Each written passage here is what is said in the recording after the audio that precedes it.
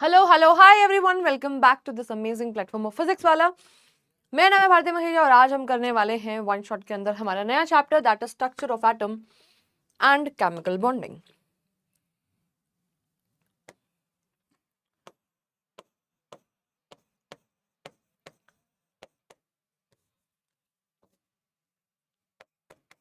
Chemical bonding. तो I hope आपने last वाले लेक्चर में मैंने जो जो आपको काम दिया था, क्योंकि हर एक लेक्चर के अंदर मैं आपको कुछ ना कुछ टास्क तो देती ही हूँ, वो टास्क अगर आपने कंप्लीट कर लिया होगा, मैं ऐसा मैं होप कर रही हूँ, ऐसे मैं आशा रख रही हूँ कि आप टाइम टू टाइम चीज़ों को रिवाइज भी कर रहे हैं। ऐसा नहीं होना चाहिए कि आप चीज़ों को रिवाइज ना करें और आगे बढ़ते चले जाएं, उस चीज़ का कोई फायदा नहीं होगा। ओके, तो टॉपिक टू बी कवर्ड में क्या हमको पढ़ना है आज की क्लास में बेटा? वन शॉट के अंदर आप सभी को पता है वन शॉट लेक्चर चल रहा है, सारे के सारे इंपॉर्टेंट कॉन्सेप्ट्स को हम यहाँ पर डिस्कस करने वाले हैं।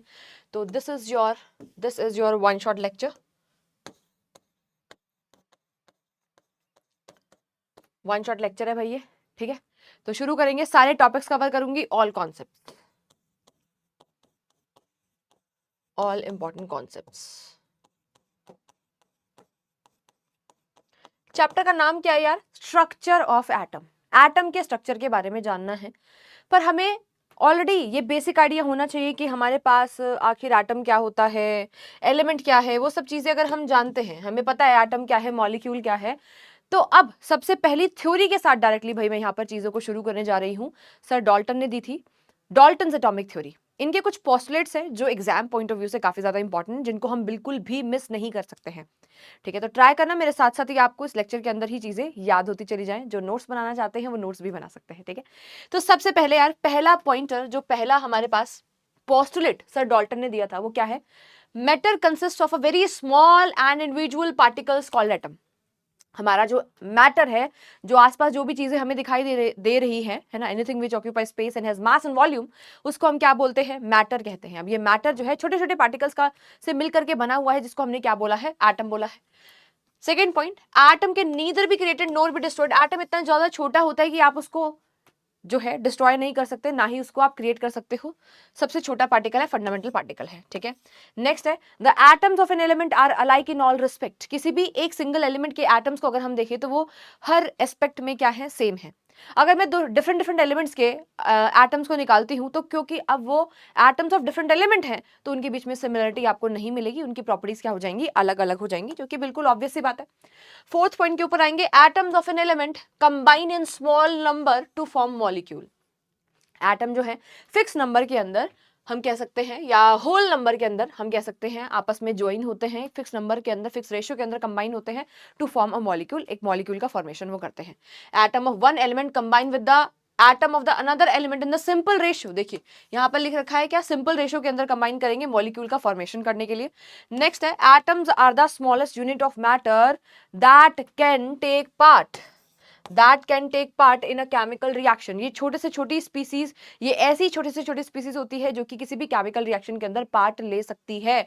क्या सभी को ये वाली बात क्लियर हुई? इन्होंने कहा था, यहां पर देखिए क्या बोला है, जो हमारे एटम्स है कि neither be created NOR be destroyed. Atom जो है उसको फर्दर डिवाइड नहीं किया जा सकता, ये बात सर डाल्टन ने कही थी। एटम को क्या बोला था? इनडिविजिबल पार्टिकल बोला था। यहीं से सारी कहानी शुरू होती है, जैसे ही सर डाल्टन ने कहा कि एटम तो भाई साहब डिविजिबल नहीं है, एटम को आप फर्दर नहीं तोड़ सकते हैं, ठीक है। तो उसी अराउंड फिजिक्स के अंदर भी बेटा जी आपकी एक्सपेरिमेंटेशन चल रही थी, एक्सपेरिमेंट्स चल रहे थे, है ना। और उन्हीं एक्सपेरिमेंट्स में इलेक्ट्रिसिटी, है ना, इलेक्ट्रोस्टैटिक के ऊपर, इलेक्ट्रोस्टैट्स के ऊपर काम चल रहा था, जिसमें चार्जेस के बारे में ऑलरेडी हमें पता था कि लाइक चार्जेस एक दूसरे को अट्रैक्ट करते हैं, लाइक चार्जेस एक दूसरे को क्या करते हैं? रिपल करते हैं, एंड जो अपोजिट चार्जेस होते हैं वो एक दूसरे को अट्रैक्ट करते हैं। अब वो एग्जाम्पल आपने देखा होगा, वो एक्सपेरिमेंट आपने देखा होगा, जिसमें हम, है ना, क्या करते हैं? प्लास्टिक के पेन को ड्राई हेयर पर रब करें और छोटे छोटे पेज के, किसी पेपर के टुकड़े अगर हमने कर रखे हैं तो उसके ऊपर लेकर आए, तो पेपर के टुकड़े उस पेन के ऊपर आकर के चिपक जाते हैं। तो वो क्यों चिपक रहे हैं? कोई चार्जेस डेवलप हो रहे होंगे। अब भाई ये पेन या पेपर की अगर मैं बात करूं तो वो भी तो मैटर ही है, उसके अंदर भी तो एटम ही प्रेजेंट है। तो एटम के अंदर यानी कि कोई ना कोई चार्ज स्पीसीज प्रेजेंट है।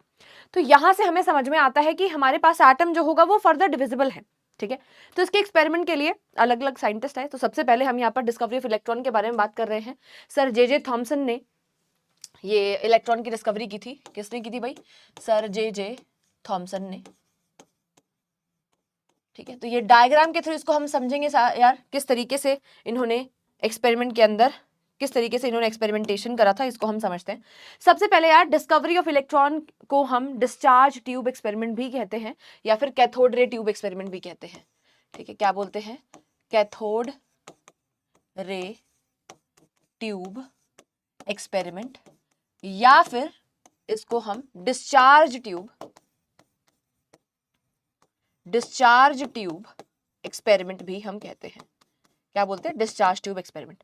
ये जो आपको कांच की है ना ग्लास दिखाई दे रही है, कांच की जो ट्यूब दिखाई दे रही है, ये कुछ इस तरीके की होती है। ये जो आपको दिखाई दे रही है इसको क्या बोला जाता है? इसी को ही डिस्चार्ज ट्यूब कहा जाता है। ठीक है, इस डिस्चार्ज ट्यूब के अंदर दोनों साइड पर हमने मेटल की रॉड लगा रखी होती है। एक हमारे पास एनोड है और एक हमारे पास कैथोड है। इसके अंदर क्या प्रेजेंट होती है? हमारे पास इलेक्ट्रोड्स होती है। एक हमारे पास एनोड होती है और दूसरे हमारे पास क्या होती है बेटा जी? कैथोड होती है। ठीक है, कैथोड के ऊपर नेगेटिव चार्ज होता है और एनोड के ऊपर पॉजिटिव चार्ज होता है, क्योंकि एनोड बैटरी के पॉजिटिव टर्मिनल के साथ कनेक्टेड है और कैथोड हमारे बैटरी के नेगेटिव टर्मिनल के साथ कनेक्टेड है। इस पूरे एक्सपेरिमेंट को कंडक्ट करवाने के लिए हमने दो कंडीशंस का सहारा लिया था। टू कंडीशंस हमारे पास थी। पहला हमने यार लो प्रेशर की कंडीशन मेंटेन करी थी। दूसरी चीज हमने हाई वोल्टेज, हमें क्या चाहिए था? हाई वोल्टेज की कंडीशन बेटा जी हमको चाहिए थी। ये दोनों कंडीशंस हमको यहाँ पर मेंटेन करनी थी। तो लो प्रेशर के लिए हमने वैक्यूम पंप का सहारा लिया था। वैक्यूम पंप हमने लगा दिया था, इसके साथ अटैच कर दिया था, जिससे हम लो प्रेशर को मेंटेन कर पाए। और हाई वोल्टेज के लिए हाई वोल्टेज सोर्स बैटरी हमने यहाँ पर लगा दी थी, आउटसाइड सोर्स हमने लगा दिया था, ताकि हम ये दो कंडीशंस को मेंटेन कर पाए। अब जैसे ही हमने ये दो कंडीशन मेंटेन करी, हमने की को स्विच को ऑन करा, वैसे ही हमें क्या दिखाई दिया? हमें ग्लो दिखाई दिया। कैसे ग्लो दिखाई दिया यार? हमने यहाँ पर क्या किया था यार? ये मेरे पास कैथोड है। कैथोड क्यों? बैटरी के नेगेटिव टर्मिनल से कनेक्टेड है। ये हमारे पास एनोड है क्योंकि बैटरी के पॉजिटिव टर्मिनल से कनेक्टेड है। एनोड के जस्ट पीछे यार मैंने यहाँ पर ग्रीन कलर का ग्लो मुझे दिखाई दे रहा था। ऐसा क्यों हो रहा था? है ना, क्योंकि यहाँ पर मैंने जिंक सल्फाइड की लेयर लगा रखी थी। जिंक सल्फाइड जो होता है एक स्पेशल फ्लोरोसेंट मटेरियल होता है। फ्लोरोसेंट मटेरियल एक ऐसा मटेरियल है जो कि ग्लो करता है जब भी उसके ऊपर कोई चार्ज पार्टिकल आकर के टकराता है। तो आई होप आपको ये वाली बात भी क्लियर हो गई। ठीक है, अब यहाँ पर जैसे ही यार हमने बैटरी लगा रखी है, स्विच को ऑन करा, ठीक है, हमारा सर्किट कंप्लीट हो गया। तो क्या होगा यहाँ पर? यहाँ से क्या हुआ बेटा जी? पार्टिकल्स आते हैं और इसके ऊपर आकर के टकरा जाते हैं। इसके ऊपर जैसे ही टकराएंगे, ठीक है, मतलब यहाँ पे ग्रीन कलर का ग्लो हमको दिखाई दे रहा था। ग्लो दिख रहा है जिससे हमें समझ में आया कि यहाँ पर कोई चार्ज पार्टिकल आकर के टकरा रहा है। अब ये चार्ज पार्टिकल के ऊपर आखिर चार्ज क्या है वो कैसे पता चलेगा? अब सामने क्या है हमारे पास? कैथोड, और कैथोड नेगेटिवली चार्ज होती है। तो समझ में आया कि भाई, लगा ऐसा हमने अज्यूम करा कि भाई ये नेगेटिवली चार्ज पार्टिकल होंगे, ये stream of negatively charged particle होगी। पर इसको कंफर्म करने के लिए यार हमने इसको इलेक्ट्रिक फील्ड के अंदर रख दिया। हमने इसको कंफर्म करने के लिए इलेक्ट्रिक फील्ड के अंदर रखा। हमने ऊपर और नीचे क्या लगा दी बेटा जी? है ना, प्लेट्स लगा दी दो, एक पॉजिटिव प्लेट और एक नेगेटिव प्लेट हमने लगाई। यहाँ पर हमने ये पॉजिटिव प्लेट लगा दी, ये हमने नेगेटिव प्लेट लगा दी। तो अगर क्योंकि ये नेगेटिवली चार्ज है तो ये सारे के सारे जो पार्टिकल थे ये पॉजिटिव वाली प्लेट की तरफ पे क्या होगा? डेविएट हो गए, जिससे हमें कंफर्म होता है कि जो कैथोड रेज होती हैं वो कैसी होती है? नेगेटिवली चार्ज होती है बाय अप्लाइंग इलेक्ट्रिक फील्ड की हेल्प से मुझे ये समझ में आया। ठीक है, तो हम कह सकते हैं कैथोड रेज की डिस्कवरी हुई। अब cathode rays negatively charge stream of particle थी, जिनको पहले जे थॉमसन ने क्या बोला? नेगेट्रॉन्स हैं ये। इनका नाम क्या रखा गया? नेगेट्रॉन्स। बाद में इसका नाम इलेक्ट्रॉन रख दिया गया। ठीक है, तो भाई इलेक्ट्रॉन की डिस्कवरी कहां से होती है? कैथोड रे से होती है। ठीक है, कैथोड रे के ऊपर कौन सा चार्ज पता होना चाहिए? नेगेटिव। कौन सा चार्ज? नेगेटिव चार्ज होता है। Negatively charge stream of particle की ये होती है इलेक्ट्रॉन्स। ठीक है जी, इतनी बात क्लियर हो गई। तो ये हमारे पास था क्या? Discovery of electron. इस तरीके से इलेक्ट्रॉन की डिस्कवरी हुई थी। ये वाली चीज देखो, इलेक्ट्रिक फील्ड यहाँ पे हमने लगा रखा है पॉजिटिव और नेगेटिव। तो क्योंकि ये है ना पॉजिटिव वाली प्लेट के ऊपर डेविएट हो रही है, जिससे कंफर्म हो रहा है हमारे पास कि ये पक्का से पक्का stream of negatively charged particle ही है। क्या सभी को क्लियर हो गई ये वाली बात? चलिए नेक्स्ट हमारे पास आता है यार यहाँ पर discovery of proton. Discovery of proton के केस में भी हमने सारी चीजें सेम करनी है। बस यहाँ पर हुआ क्या? यहाँ पर थोड़ी सी मॉडिफिकेशन की। सर ई गोल्डस्टीन ने यहाँ पर एक छोटी सी मॉडिफिकेशन करी थी। और क्या मॉडिफिकेशन करी यार? इन्होंने यहाँ पर नॉर्मल कैथोड लगाने की जगह पे परफोरेटेड कैथोड लिया। कैसी कैथोड ली? Perforated cathode. परफोरेटेड कैथोड का मतलब होता है जिसके अंदर परफोरेशंस कर रखे, जिसमें होल्स कर रखे, जिसमें क्या कर रखे हैं? होल्स कर रखे। एक ऐसी मेटल की प्लेट ले ली जिसके अंदर क्या है? जिसके अंदर क्या है भाई? होल्स है। होल्स परफोरेशंस है। ये क्या है? परफोरेशन है ना, परफोरेटेड कैथोड है ये। परफोरेटेड कैथोड हमने ले ली, ठीक है। अच्छा जी, अब यहाँ पर भी सेम कंडीशन हमको लेनी है, कंडीशन आपको ध्यान रखनी है, high pressure and low voltage, sorry मैंने क्या बोल दिया, उल्टा बोल दिया, high voltage and low pressure, ठीक है। तो इन दोनों कंडीशन को मेंटेन करा, वैक्यूम पंप हमने यहाँ पर लगा रखा है, बैटरी का सोर्स ले रखा है। जैसे ही हमने ये करा तो हमें क्या दिखाई दिया यार, स्ट्रीम ऑफ पार्टिकल, जिस तरीके से इन्होंने कहा, जिस तरीके से कैथोड से स्ट्रीम ऑफ पार्टिकल आती हुई हमें दिखी थी, है ना, और यहाँ पर ग्लो प्रोड्यूस हो रहा था, वैसा ही ग्लो यहाँ पर भी प्रोड्यूस होना चाहिए, तो ऐसा हुआ यहाँ पर, ठीक है। परफोरेटेड कैथोड में से वो पास हुई, ठीक है, स्ट्रीम ऑफ पार्टिकल्स, एंड यहाँ पर आकर के हमें ग्लो प्रोड्यूस हुआ, ठीक है। इस फिनोमेनन को हम फ्लोरोसेंस भी कहते हैं, इस ग्लोइंग फिनोमेनन को फ्लोरोसेंस भी हम कहते हैं। तो जिससे हमें समझ में आता है कि यहाँ पर stream of positively charge particle जा रहे हैं और इसके ऊपर टकरा रहे हैं वाया परफोरेशन में से, क्योंकि ये पास हो रहे थे, होल्स में से पास हो रहे थे, इसीलिए इसी वजह से हम एनोड रे को क्या बोलते हैं, क्योंकि एनोड की तरफ से आती हुई हमने अज्यूम करी थी कि एनोड की तरफ से आ रही है, तो पहली चीज तो इनको हमने क्या बोला यार, एनोड रे कहा। तो कोई पूछे एनोड रे के ऊपर कौन सा चार्ज, पॉजिटिव। एनोड रे का ही दूसरा नाम ऑल्सो नोन एज, क्या बोलते हैं इसको केनाल रे भी कहते हैं। क्या बोलते हैं, केनाल रे के नाम से भी जानते हैं। केनाल रे क्यों बोला, क्योंकि परफोरेशंस थी पॉजिटिव चार्ज। तो ये क्या है, stream of positively charge particle, that is proton की डिस्कवरी कुछ इस तरीके से हुई। क्लियर। चलिए अब इसके बाद यार डिस्कवरी ऑफ न्यूट्रॉन आपके सिलेबस का पार्ट नहीं है, बट फिर भी मैं आपको थोड़ी एक दो बातें बता देती हूं डिस्कवरी ऑफ न्यूट्रॉन के बारे में। वैसे तो सिलेबस का पार्ट नहीं है, बट फिर भी बता देती हूँ, ठीक है। डिस्कवरी ऑफ न्यूट्रॉन के लिए सबसे पहली चीज तो यार हमने किसने किया था, चैडविक ने किया था एक्सपेरिमेंट। क्या ली थी, बेरिलियम की शीट ली थी, बेरिलियम की शीट में से अल्फा पार्टिकल को टकराया था, अल्फा पार्टिकल को बम्बार्ड कराया था। अल्फा रेस कह लो, अल्फा पार्टिकल कह लो, रेस लिख लेते हैं, अल्फा रेस को टकराया था, और यहां से हमें न्यूट्रॉन मिल गए थे। क्या मिल गए थे, न्यूट्रॉन, जिसके ऊपर कोई भी चार्ज नहीं होता है ना। पॉइंट नंबर 1 क्या लिया था, बेरिलियम शीट।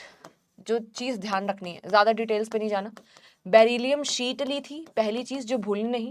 दूसरी चीज अल्फा रेज बम्बार्ड कराई थी। अब ये अल्फा रे आखिर होती क्या है, ये होती है डबली चार्ज्ड हीलियम पार्टिकल। क्या होते हैं, डबली चार्ज्ड हीलियम पार्टिकल। तो ये 2 पॉइंटर्स आपको ध्यान रखने हैं। और न्यूट्रॉन के ऊपर कोई भी चार्ज नहीं होता, ये बात तो सबको पता ही है, न्यूट्रॉन के ऊपर कोई चार्ज नहीं होता, न्यूट्रॉन के ऊपर नो चार्ज। अब इस तरीके से बेटा हमने इलेक्ट्रॉन, प्रोटॉन, न्यूट्रॉन यानी कि 3 सब एटॉमिक पार्टिकल्स की डिस्कवरी हमने कर ली, ठीक है। अब साइंटिस्ट को प्रॉब्लम ये थी कि भाई ये जो 3 सब एटॉमिक पार्टिकल डिस्कवर हो गए हैं, ये किसी एटम में कहां पर प्रेजेंट होते हैं, यानी कि इनकी पोजीशनिंग क्या होगी, यानी कि एग्जैक्टली स्ट्रक्चर ऑफ एटम क्या होगा। तो वो जानने के लिए अलग अलग साइंटिस्ट आए और सबने अपनी अपनी थ्योरी थी, अपने अपने स्ट्रक्चर ऑफ एटम के बारे में बताया। जिसमें सबसे पहला स्ट्रक्चर ऑफ एटम जो आता है वो किसका आता है, सर जे जे थॉमसन ने अपने स्ट्रक्चर ऑफ एटम को, अपने एटॉमिक मॉडल को क्रिसमस पुडिंग के साथ कंपेयर किया था। इन्होंने कहा कि जिस तरीके से क्रिसमस पुडिंग को अगर मैं पूरे को पॉजिटिव स्फीयर मान लूं, जिस तरीके से क्रिसमस पुडिंग में, प्लम पुडिंग के अंदर क्या प्रेजेंट होते हैं, कहीं कहीं पे बीच में रैंडमली नट्स प्रेजेंट होते हैं, रेजिन्स प्रेजेंट होती हैं, या चोको चिप कह लो यार, ठीक है। तो वहीं उसी तरीके से इलेक्ट्रॉन्स भी रैंडमली, है ना, यहाँ पर प्रेजेंट होंगे, और पूरा की पूरा जो मेरे पास क्रिसमस पुडिंग है उसको पॉजिटिवली चार्ज स्फीयर बोल दिया। दूसरी चीज जिसके साथ कंपैरिजन किया गया था वो था हमारे पास वाटरमेलन के रेड पार्ट को क्या बोला कि ये पॉजिटिवली चार्ज स्फीयर है, और ये जो सीड्स है यार, ये seeds are just like your negatively charge electron, जो कि कहीं पे रैंडमली एम्बेडेड है, ठीक है। ये बात इन्होंने बोली। चलिए 2 चीजों से कंपेयर किया, ये दोनों बातें आपको पता होनी चाहिए। पोस्टलेट जो है थॉमसन सर ने जो दिए थे, जो थॉमसन सर ने, वो काफी ज्यादा इंपॉर्टेंट है।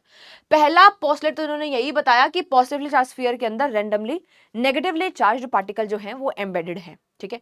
दूसरी चीज जो बताई थी वो खतरनाक तरीके से इंपॉर्टेंट थी भाई, वो सबको पता होनी चाहिए। इसके ऊपर आप स्टार मार्क करेंगे। क्या है ये, the negative and the positive charges are equal in magnitude. इन्होंने इलेक्ट्रोन्यूट्रलिटी प्रिंसिपल के बारे में बताया। इन्होंने कहा कि जितना पॉजिटिव चार्ज होगा उतना ही नेगेटिव चार्ज होगा, पॉजिटिव और नेगेटिव चार्ज बराबर है, इक्वल मैग्नीट्यूड के अंदर है, ठीक है। तो negative and the positive charges are equal in magnitude, so atom as a whole is a electrically neutral species. Atom neutral होता है, सबसे पहली बार किसने बता दिया था? सर जे थॉमसन ने। इस सेकंड वाले पोस्टलेट को भूलना नहीं है कतई, ठीक है, क्लियर है। तो इलेक्ट्रिकली न्यूट्रल होता है एटम, ये सबसे पहली बार जे थॉमसन ने बताया। पर इसके कुछ ड्रॉबैक्स थे। अब ड्रॉबैक्स क्या थे? इन्हीं के ही स्टूडेंट रदरफोर्ड ने अल्फा स्कैटरिंग एक्सपेरिमेंट जो किया था उसके रिजल्ट्स को ये एक्सप्लेन नहीं कर पाए थे। दूसरी चीज, इन्होंने कोई खुद तो एक्सपेरिमेंट करा ही नहीं था, ठीक है, इन्होंने सिर्फ और सिर्फ बातें करी थी, यानी कि थ्योरी दी थी, है ना, कोई एक्सपेरिमेंटल बैकिंग इनके मॉडल के पीछे नहीं थी। ये सबसे बड़ा ड्रॉबैक बना, ठीक है। अब इन्हीं के ही स्टूडेंट जो इन्हीं के अंडर काम कर रहे थे, इन्हीं के अंडर अपनी पीएचडी परस्यू कर रहे थे, जिनका नाम है रदरफोर्ड, ठीक है, उन्होंने अल्फा रे स्कैटरिंग एक्सपेरिमेंट, बड़ा ही फेमस एक्सपेरिमेंट जिसको हम गोल्ड फॉइल एक्सपेरिमेंट भी कहते हैं, वो किया। अब इन्होंने क्या किया, यहां पर एक थिन गोल्ड फॉइल ली। Why gold foil? Malleable metal होती है यार, मेरे को थिनेस्ट से थिनेस्ट शीट चाहिए थी ताकि मेरे को एररलेस रिजल्ट्स मिले, ठीक है। यहां पर ये सोर्स ऑफ अल्फा पार्टिकल है, अल्फा रेज मैंने इसके ऊपर बम्बार्ड करी। ये ग्रीन कलर की जो स्क्रीन तुमको दिखाई दे रही है, this is your zinc sulphide screen and this is the special material जो कि क्या करता है, ग्लो करता है जब इसके ऊपर कोई चार्ज पार्टिकल आकर के बम्बार्ड करता है। ये बात आपको पता है। अब भाई यहां पे जैसे ही अल्फा रे को पास कराया तो हमको यहां पर मिला ग्लो, हमको बहुत सारे स्क्रीन के ऊपर बहुत सारे हमें ग्लो ग्लो ग्लो दिखाई दिए, ठीक है। तो अब यहां पर इस एक्सपेरिमेंट के हमको कंक्लूजन पढ़ने हैं। सबसे पहले हम क्या पढ़ेंगे? ऑब्जर्वेशन, फिर इसकी कंक्लूजन पढ़ेंगे, ठीक है, कि भाई जो ऑब्जर्वेशन इन्होंने करी उससे क्या क्या चीजें कंक्लूड हुई। तो सबसे पहले ऑब्जर्वेशन की बात करते हैं। तो हमने पहला ऑब्जर्वेशन देखा कि most of the alpha particle without any deflection सीधे सीधे पास हो पा रहे थे, ठीक है, सीधे सीधे पास हो पा रहे थे। तो विदाउट एनी डिफ्लेक्शन सीधे सीधे पास हो गए थे। दूसरा ऑब्जर्वेशन हमारे पास क्या था? कुछ अल्फा पार्टिकल क्या कर रहे थे बेटा जी? स्मॉल एंगल से डिफ्लेक्ट कर रहे थे, कुछ, सारे नहीं, कुछ, ठीक है। और बहुत रेयर ऐसे थे, 1 आउट ऑफ एवरी 20,000 आप कह लो, कोई ऐसा था जो कि सेम पाथ को के ऊपर बाउंस बैक करके आ रहा था। देखिए, most of the alpha particle सीधे सीधे पास हो रहे हैं, कुछ स्मॉल एंगल से वापस आ गए, ठीक है, और कुछ क्या कर रहे हैं? सेम एंगल के ऊपर वापस आ रहे हैं, मतलब 180 डिग्री के एंगल पे वापस से बाउंस बैक कर रहे हैं, है ना। 1 आउट ऑफ एवरी 10,000 लिख लो, ठीक है। 10,000 में से कोई एक ऐसा था जो कि सेम पाथ पे बाउंस बैक कर रहा था, है ना, जा रहा था और फिर वापस सेम पाथ पे आ रहा था, यानी कि उसने 180 डिग्री का एंगल बनाया। ऐसे बहुत कम थे, रेयर थे। इन 3 ऑब्जर्वेशन के बेसिस पे हम यहां पर डिस्कस करेंगे हमारे कंक्लूजन्स, ठीक है। तो कंक्लूजन की बात करते हैं। पहला कंक्लूजन हमारे पास क्या है भाई? हमने पहला ऑब्जर्वेशन क्या किया कि मोस्ट ऑफ द पार्टिकल सीधे सीधे पास हो गए थे विदाउट एनी डिफ्लेक्शन, जिससे क्या समझ में आ रहा है कि एटम के अंदर बहुत ज्यादा खाली स्पेस प्रेजेंट है, तभी तो सीधे सीधे पास हो रहे। कोई रुकावट होती तो उसको रोक लेती ना भाई, सीधा थोड़ी ना पास होने देती। यानी कि एटम में most of the space is empty. पहली कंक्लूजन ये समझ में आती है। Yes ma'am. दूसरी बात, सब of the alpha particle were deflected by the foil by small angle. कुछ अल्फा पार्टिकल स्मॉल एंगल से डिफ्लेक्ट कर रहे थे, ठीक है, जिससे हमें समझ में आता है यहां पर, है ना, lead to the conclusion most of the space in the atom is empty. जहां से फिर से ये समझ में आता है ना, कि एटम के अंदर स्पेस एम्प्टी है, पर कोई तो हैवी चीज प्रेजेंट है जो सेंटर के, जो कि एटम के सेंटर में प्रेजेंट है और बहुत कम स्पेस उसने ले रखा है, और पूरा जो मास है एटम का वो उसी के अंदर है। क्योंकि जब हमने देखा कि 1 आउट ऑफ एवरी 10,000, है ना, क्या कर रहे थे? आपके वापस से आ रहे थे, ठीक है, मतलब सेम पाथ को 180 डिग्री की एंगल के ऊपर आ रहे थे, यानी कि वो किसी चीज से, किसी हेवी चीज से टकरा रहे, और ये बहुत रेयर हो रहा है ऐसा। इसका मतलब क्या हुआ कि वहां पर बहुत ही कम स्पेस के अंदर आपके पास वो हेवी पार्टिकल प्रेजेंट है। तो सेंटर ऑफ एटम के अंदर हमारे पास क्या प्रेजेंट है? बहुत ही हेवी पार्टिकल, जिसमें पूरे के पूरे एटम का मास प्रेजेंट होता है, जिसको हमने क्या बोला? न्यूक्लियस। तो न्यूक्लियस की डिस्कवरी जो की थी वो किसने की थी? हमारे पास रदरफोर्ड ने की थी, इसलिए उनको हम फादर ऑफ न्यूक्लियर फिजिक्स भी कहते हैं। ये बात भी आपको पता होनी चाहिए। अब इन्होंने जब न्यूक्लियस की डिस्कवरी करी तो एटम के और न्यूक्लियस के साइज को कंपेयर भी किया, और उस हिसाब से बताया कि nucleus was about 10⁻⁵ times the size of atom. Atom के कंपैरिजन में बहुत ही ज्यादा छोटा होता है हमारा जो न्यूक्लियस होता है, ठीक है जी। आगे चलिए। या रदरफोर्ड मॉडल ने काफी सारी चीजें एक्सप्लेन करी थी। सबसे पहली चीज तो उन्होंने बताया कि न्यूक्लियस के अंदर हमारे पास प्रोटॉन्स एंड न्यूट्रॉन्स प्रेजेंट होते हैं, जिसकी वजह से ओवरऑल पूरे के पूरे एटम का हमारा मास होता है। इलेक्ट्रॉन्स जो है ऑर्बिट्स के अंदर बाहर, न्यूक्लियस के बाहर ऑर्बिट्स के अंदर चक्कर लगा रहे होते हैं, घूम रहे होते हैं। इनके बारे में बताया। अब क्योंकि इन्होंने बताया कि पूरा मास न्यूक्लियस की वजह से है, यानी कि इलेक्ट्रॉन का मास तो नेग्लिजिबल हो गया, ठीक है, जो भी मास के बारे में हम मास नंबर निकालते हैं वो इलेक्ट्रॉन की वजह से नहीं आ रहा है, वो प्रोटॉन्स एंड न्यूट्रॉन्स की वजह से आ रहा है, क्योंकि nucleus is the heavier part of that particular atom. तो यानी कि अगर मेरे को मास नंबर निकालना है तो मैं number of protons and number of neutrons को क्या कर दूंगी, ऐड कर दूंगी। मान लीजिए मेरे को नंबर ऑफ प्रोटॉन 6 दे रखे, नंबर ऑफ न्यूट्रॉन भी 6 दे रखे, दोनों को ऐड करके मेरे पास 12 आ गया, यानी कि मेरे पास 12 क्या आ चुका है, मास नंबर आ चुका है मेरे पास कितना, 12। ठीक है, तो इस तरीके से हम निकाल सकते हैं। फिर अब यार इस मॉडल से हमें क्या क्या चीजें समझ में आई। पहली चीज, इलेक्ट्रॉन रिवॉल्व कर रहे हैं around the nucleus in the circular path in the well defined orbit. ठीक है, the size of nucleus is very very small as compare to the size of atom. Atom के कंपैरिजन में जो nucleus का size है वो बहुत ही ज्यादा छोटा है। क्लियर हो गई? यस मैम, आगे चलते हैं। नेक्स्ट क्या है भाई हमारे पास, ड्रॉबैक की अगर मैं बात करती हूँ। अच्छा भाई पहले यहाँ पे बोर मॉडल हटा दो प्लीज, बहुत ही भद्दा मजाक हो गया ये हमारे साथ। बोर मॉडल का नहीं है ये, रदरफोर्ड मॉडल का ड्रॉबैक है। ठीक है जी, तो ये हमारे पास क्या हो चुका है भाई, भद्दा मजाक। ड्रॉबैक क्या है ये, किसका ड्रॉबैक है, रदरफोर्ड मॉडल का। ड्रॉबैक क्या था भाई, क्या प्रॉब्लम थी आखिर, उसको क्यों रिजेक्ट करके हमने बोर मॉडल पढ़ा? तो ड्रॉबैक सिंपल सा ये था हमारे पास इसका, आपको पता है जब भी कोई चार्ज पार्टिकल सर्कुलर पाथ में घूम रहा होता है तो वो अंडर एक्सेलरेशन होता है। इसका मतलब वो एनर्जी को रेडिएट करेगा, तो धीरे धीरे उसका ऑर्बिट छोटा होता चला जाएगा और धीरे धीरे वो न्यूक्लियस के अंदर गिर जाएगा। अगर कोई इलेक्ट्रॉन न्यूक्लियस में गिर गया इसका मतलब क्या है, atom is not stable. But we know that कि एटम तो भाई काफी ज्यादा स्टेबल होते हैं, तभी तो ये पूरी दुनिया एग्जिस्ट कर रही है। मैटर जो भी है ना, एटम का बना हुआ है, अगर वो एग्जिस्ट कर रहा है, नेचर में प्रेजेंट है, इसका मतलब वो क्वाइट स्टेबल है। तो एटम तो स्टेबल होते हैं, ये बात तो हमको पता है। यानी कि सबसे बड़ी ड्रॉबैक जो थी ना इस मॉडल की, वो ये थी कि वो स्टेबिलिटी ऑफ एटम के बारे में हमको नहीं बता पाए थे। इसीलिए फिर एक और आते हैं साइंटिस्ट जिनका नाम है बोर्स, नील बोर्स। इन्होंने अपने मॉडल को दिया और अपने मॉडल के अंदर रदरफोर्ड का जो ड्रॉबैक था ना उसको क्लियर किया बाय सेइंग, है ना, सिंपल सी बात। उन्होंने कहा कि जो ऑर्बिट्स जो है ना वो फिक्स्ड एनर्जी ऑर्बिट है, वो स्पेशल टाइप के ऑर्बिट है। इन्होंने कहा कि एटम के अंदर ऐसे ही कोई भी ऑर्बिट प्रेजेंट नहीं हो सकता है। एटम के अंदर सिर्फ और सिर्फ discrete orbit, some special orbits are allowed. सिर्फ और सिर्फ कुछ स्पेशल ऑर्बिट अलाउड है जिनको डिस्क्रीट ऑर्बिट नाम दिया। ये डिस्क्रीट ऑर्बिट का मतलब है जिनकी एनर्जी फिक्स है। ठीक है, जिनकी एनर्जी फिक्स है। अब क्योंकि उन ऑर्बिट की एनर्जी फिक्स है तो उसके अंदर घूमने वाले उन इलेक्ट्रॉन्स की एनर्जी भी क्या हो जाएगी, फिक्स हो जाएगी। अगर उन इलेक्ट्रॉन की एनर्जी फिक्स है तो एनर्जी इसका मतलब कभी कम होगी नहीं, कम नहीं होगी तो ऑर्बिट छोटा नहीं होगा, ऑर्बिट छोटा नहीं होगा तो न्यूक्लियस में गिरेगा नहीं, यानी कि एटम स्टेबल है। ठीक है, क्लियर है? तो ये है वो महान साइंटिस्ट जिन्होंने ये बात बोली थी। पोस्टुलेट भाई बोर एटॉमिक मॉडल के खतरनाक तरीके से, इंपॉर्टेंट पेपर के पॉइंट ऑफ व्यू से, only certain special orbits known as discrete orbit of the electrons are allowed. ठीक है, इनसाइड एन एटम, है ना, while revolving in the discrete orbit. Discrete orbit का मतलब फिक्स्ड एनर्जी ऑर्बिट्स, इनकी energy क्या है, फिक्स एनर्जी ऑर्बिट, सही है। ठीक है, तो while revolving in the discrete orbit electrons do not radiate energy. Second point बहुत ही ज्यादा इंपॉर्टेंट, दीज ऑर्बिट्स और shells are called energy level. ठीक है, इन लेवर नहीं लेवल, है ना, लेवल सबके निकलेंगे, तो इन्हीं को क्या बोला, एनर्जी लेवल बोला। इन्होंने कहा हमारे पास के शेल है, first energy level n is equal to 1 जिसको बोला।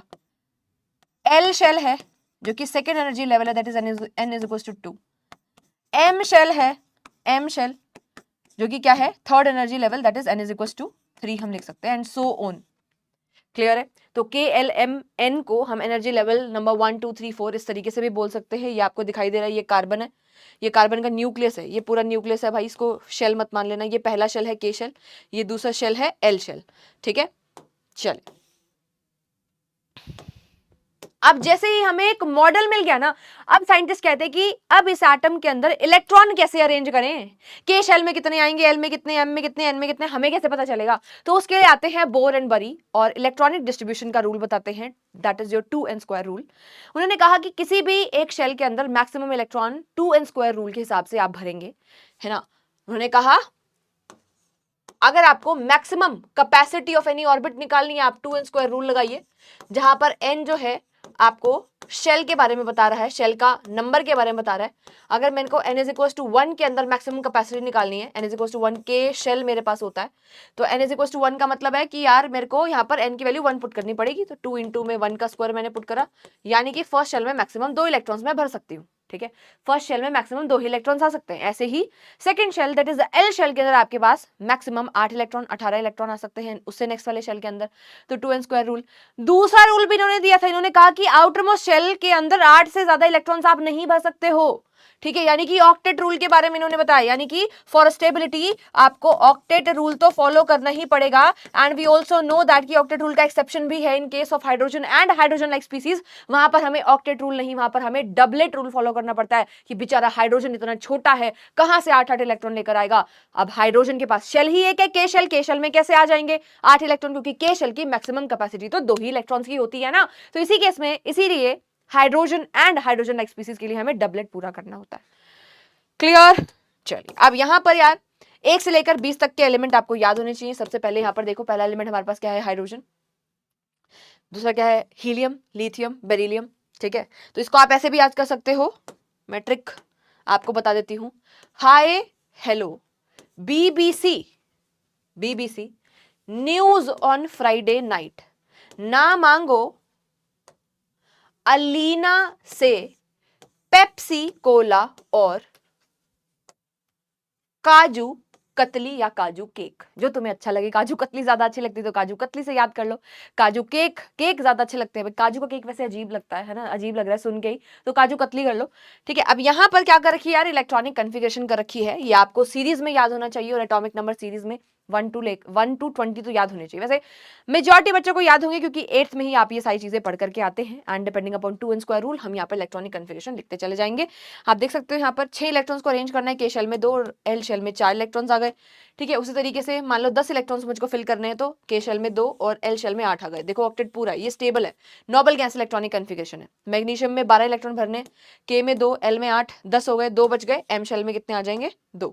अब यार यहाँ पे इन दोनों को लास्ट में देखेंगे, पोटेशियम एंड कैल्शियम को 19 इलेक्ट्रॉन्स भरने। देखो यहाँ पर अगर मैं नो डाल देती है ना तो गलत हो जाता, क्योंकि सेकंड वाला ऑक्टेट रूल यहाँ पर फॉलो नहीं हो रहा फिर, है ना। हमने कहा था कि आउटर मोस्ट में 8 से ज्यादा नहीं आने चाहिए, आपने यार नो डाल दिया, गलत हो जाएगा। ये स्टेबल इलेक्ट्रॉनिक कन्फिगरेशन, ये अरेंजमेंट स्टेबल नहीं है। लास्ट में नो डाल दो या लास्ट में 10 डाल दो, गलत हो जाएगा। इसलिए पहले हमने 8 डाला, दोबारा अगले वाले के अंदर फिर मैंने 1 डाला। यहाँ पर मैंने क्या डाला 8, उससे नेक्स्ट वाले में मैंने क्या डाला 2 डाला, ठीक है। तो ये लास्ट वाली 2 इलेक्ट्रॉनिक कन्फिगरेशन के अंदर कई बार कुछ बच्चों को कंफ्यूजन हो जाती है, तो आपको कंफ्यूज नहीं होना है। चलिए जी, इलेक्ट्रॉनिक कन्फिगरेशन हमारे पास हो चुकी है। नेक्स्ट हम यहाँ पर आते हैं यार, नेक्स्ट क्या है हमारे पास, रिप्रेजेंटेशन ऑफ एटम। एटम की रिप्रेजेंटेशन एक्स हमें एलिमेंट के सिंबल को बताता है, ए क्या बता रहा है यहाँ पर हमें एटॉमिक मास को, जेड हमें एटॉमिक नंबर रिप्रेजेंट करता है। हमेशा एटॉमिक नंबर को नीचे और एटॉमिक मास को ऊपर लिखना, कभी भी उसको ऊपर नीचे मत कर देना, मतलब जेड को ऊपर और ए को नीचे मत कर देना, गलत हो जाएगा, ठीक है जी। आगे चलिए नेक्स्ट यार, main features of structure of atom. Structure of atom के कुछ मेन फीचर्स, मतलब जो पूरी कहानी राम कथा राम गाथा अभी तक हमने सुनी है कि क्या क्या होता है स्ट्रक्चर ऑफ एटम के अंदर, किस तरीके का एटम होता है, उसको एक बार सम अप करते हुए सारी चीजें हम फटाफट से देखते हैं, लिखते हैं। पहला पॉइंट देखिए, atoms of all the element except hydrogen are made up of 3 fundamental particles, electron proton neutron. Electron proton neutron का बन रखा है। हाइड्रोजन की बात करते हो तो यहाँ पर न्यूट्रॉन लैक करता है, आपको पता है हाइड्रोजन के 3 आइसोटोप भी होते हैं हमारे पास, प्रोटियम, ड्यूटेरियम, ट्रिटियम। तो प्रोटियम के केस में हमारे पास जो है लैक करते हैं क्या, न्यूट्रॉन्स नहीं होते हैं, ठीक है। नेक्स्ट हमारे पास है सेकंड पॉइंट के ऊपर हम यहाँ पर आएंगे, nucleus is located in the centre of the atom. Atom के सेंटर में न्यूक्लियस प्रेजेंट है।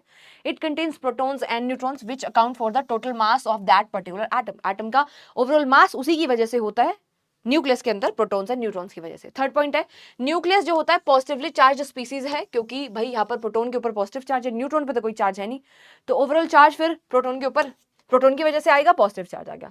Electrons are outside the nucleus and have negligible mass. Electron का मास नेग्लिजिबल होता है, ठीक है। और कहाँ होते हैं, हमारे न्यूक्लियस के बाहर ऑर्बिट के अंदर प्रेजेंट होते हैं। Number of electron in an atom is equal to the number of protons, क्योंकि एटम एज अ होल एक न्यूट्रल स्पीसीज है, क्योंकि एटम एज अ होल एक न्यूट्रल स्पीसीज है, तो जितना पॉजिटिव चार्ज होगा उतना ही नेगेटिव चार्ज होगा। यानी कि अगर कहीं पर हमारे पास नंबर ऑफ प्रोटॉन 12 है तो नंबर ऑफ इलेक्ट्रॉन भी वहां पर 12 ही होंगे। क्लियर हो गई बात? तो ये भी एक बहुत ही ज्यादा इंपॉर्टेंट बात थी। आगे चलते हैं यार, नेक्स्ट हमारे पास फीचर है, electrons revolve in the fix circular path. Fix circular path के अंदर रिवॉल्व करते हैं। These circular path are called energy level, shells और ऑर्बिट। इन्हीं को शेल्स, ऑर्बिट और एनर्जी लेवल भी हम कहते हैं। 7th पॉइंट के ऊपर आते हैं, देखिए नेक्स्ट क्या है, atom of different element contain different number of electron, ठीक है। अब अगर वो एटम डिफरेंट एलिमेंट के हैं, एलिमेंट ही अलग हो गए, तो भाई नंबर ऑफ इलेक्ट्रॉन तो अपने आप ही अलग हो जाएंगे ना, क्योंकि एटॉमिक नंबर आपके पास अलग हो गया। नंबर ऑफ प्रोटॉन न्यूट्रॉन के अंदर भी यहाँ पर चेंजेस आपको देखने को मिलेंगे। आगे चलते हैं, वैलेंस इलेक्ट्रॉन्स। वैलेंस इलेक्ट्रॉन्स क्या हैं? जब हम इलेक्ट्रॉनिक कन्फिगरेशन करने जाते हैं तो लास्ट वाला जो शेल है वहां पर, है ना, उस लास्ट वाले शेल के अंदर कितने इलेक्ट्रॉन्स हैं उसी को ही हम क्या बोलते हैं? Valence electrons. इन्हीं को ही हम आउटर मोस्ट इलेक्ट्रॉन्स भी कह सकते हैं। क्लियर है? अब जो भी केमिकल प्रॉपर्टीज होती है ना यार आपकी किसी भी एटम की, वो किसके ऊपर डिपेंड करती है? वो वैलेंस इलेक्ट्रॉन्स के ऊपर डिपेंड करती है। वैलेंस शेल में कितने इलेक्ट्रॉन्स हैं उसके ऊपर केमिकल प्रॉपर्टीज डिपेंड करती है। ये वाला पॉइंट बहुत ही ज्यादा इंपॉर्टेंट है। ठीक है, तो इसको आप बॉक्स में बंद करके नोट में लिखेंगे, है ना। तो जब भी हमें properties, chemical property basically check करनी होती है तो हमें ये देखना होता है कि उसके वैलेंस शेल में कितने इलेक्ट्रॉन्स हैं। इवन जो हम वैलेंसी निकालते हैं उस केस में भी हमें क्या चाहिए होता है? वैलेंस इलेक्ट्रॉन्स की इंफॉर्मेशन चाहिए होती है। ठीक है, क्लियर? आगे चलते हैं। चलिए, वैलेंसी क्या है? क्योंकि वैलेंसी नहीं पता होगी तो हमें केमिकल बॉन्डिंग वाले पार्ट में दिक्कत आएगी। ठीक है, तो वैलेंसी क्या होती है? Combining capacity of any element, किसी भी एलिमेंट की कंबाइनिंग कैपेसिटी कितनी है, यानी कि फॉर स्टेबिलिटी, यानी कि ऑक्टेट को पूरा करने के लिए ये पर्टिकुलर एटम कितने दूसरे एटम से कंबाइन करेगा। अकेला नहीं खुश रह पा रहा वो, तो दूसरों से जुड़ेगा, दूसरों से कंबाइन करेगा। तो कितने से जुड़ेगा? जैसे कार्बन को चार दूसरे एटम से कंबाइन होना पड़ता है, जुड़ना पड़ता है for stability, for completion of octet, क्योंकि उसके आउटर मोस्ट में 4 इलेक्ट्रॉन्स है, तो 4 से और जुड़ेगा तो 8 हो जाएंगे। ठीक है, तो ये होती है वैलेंसी। तो हम इन शॉर्ट कह सकते हैं combining capacity of any element is valency. पर थोड़ा सा और इसको अच्छे से अगर हम समझें, है ना, एक अगर मैं इसका आपको कहूं कि एक एग्जैक्ट लिटरल मीनिंग अगर मैं इसका वैलेंसी का आपको बताऊं, तो वैलेंसी हमें क्या बताती है? टोटल लॉस, गेन और sharing of electron for the formation of octet. आपको कुछ भी कोई भी तंत्र मंत्र लगाना है, आपको ऑक्टेट पूरा करना है, चाहे आप लॉस ऑफ इलेक्ट्रॉन कराओ, चाहे आप गेन ऑफ इलेक्ट्रॉन कराओ, चाहे आप शेयरिंग कराओ। तो टोटल लॉस, गेन और sharing of electron for completion of octet, octet के कंप्लीशन के लिए आपको जो करना पड़ेगा वो आप करेंगे। ठीक है, तो कितने इलेक्ट्रॉन्स का लॉस हुआ या गेन हुआ या शेयरिंग हुई, कितने इलेक्ट्रॉन्स का लॉस हुआ for the formation of octet, वही उसकी क्या हो जाएगी? वैलेंसी। कितने इलेक्ट्रॉन्स का गेन किया for the formation of octet, वही उसकी क्या हो जाएगी? वैलेंसी। जैसे फॉर एग्जांपल यार एल्यूमिनियम का एग्जांपल ले लेते हैं, है ना। एल्यूमिनियम का इलेक्ट्रॉनिक कन्फिगरेशन 2, 8 और 3 है। ठीक है, वैलेंस शेल में 3 इलेक्ट्रॉन्स, क्या करे? गेन करे कि लूज करे? अरे भाई 3 इलेक्ट्रॉन्स को लूज करना ही ज्यादा प्रेफरेबल रहेगा क्योंकि वो काम आसान है।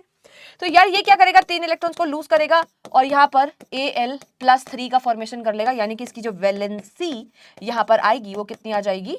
हमारे पास 3। ठीक है, वैसे ही सोडियम की अगर मैं बात करूं यार, सोडियम जो है 2, 8 एंड 1, भाई ये क्या करेगा? 7 इलेक्ट्रॉन्स को गेन करेगा या लॉस ऑफ 1? लॉस ऑफ 1 करना ज्यादा आसान है।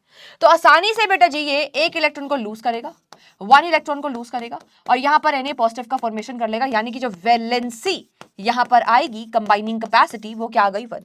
ठीक है, क्लियर है? वैसे ऑक्सीजन का अगर आपको चेक करना है, ऑक्सीजन का 2, 8 एंड 6 मेरे पास है यार, 6 इलेक्ट्रॉन को लूज करे या 2 को गेन कर ले, क्या चीज आसान है? मैम गेन करना आसान है ना। तो करा दो फिर गेन, 2 इलेक्ट्रॉन्स को ये गेन करेगा और यहाँ पर O2 नेगेटिव का यहाँ पर फॉर्मेशन हो चुका है, तो वैलेंसी जो यहाँ पर आ जाएगी हमारे पास वो कितनी आ गई है? 2। ठीक है, तो यही क्या होती है? Valency, that is combining capacity. I hope आपको वैलेंसी निकालनी भी आ गई। ठीक है, नेक्स्ट है reason for the chemical activity of an atom. कोई भी एटम क्यों केमिकली एक्टिव है? क्योंकि भाई वैलेंस शेल इलेक्ट्रॉन्स मुझे यहां पर चेक करने पड़ेंगे, डिपेंडिंग अपॉन दैट मैं उसकी केमिकल एक्टिविटी फॉर स्टेबिलिटी। कोई भी, अगर मैं किसी भी एटम को केमिकल रिएक्टिव बोल रही हूं तो पक्का से पक्का वो शॉर्ट ऑन ऑक्टेट है, उसके पास लेस देन 8 इलेक्ट्रॉन्स है। रिएक्टिव वो तभी होगा जब उसके पास क्या होंगे? लेस देन 8 इलेक्ट्रॉन्स होंगे, 8 से कम इलेक्ट्रॉन्स होंगे, 8 से कम इलेक्ट्रॉन्स होंगे। क्लियर हो रही बात? 8 से कम इलेक्ट्रॉन्स हैं, तभी वो ऑक्टेट को अचीव करने के लिए भागा दौड़ी करेगा भाई, रिएक्शन करेगा।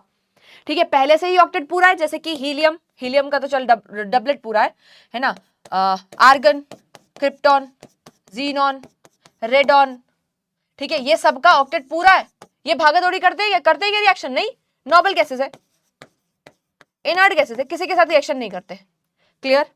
चलिए नेक्स्ट क्वेश्चन आता है हमारे पास, वाई एटम कंबाइन क्यों करते हैं? आखिर एटम क्यों कंबाइन कर रहे हैं? एटम कंबाइन कर रहे हैं simple, for octet, for stability.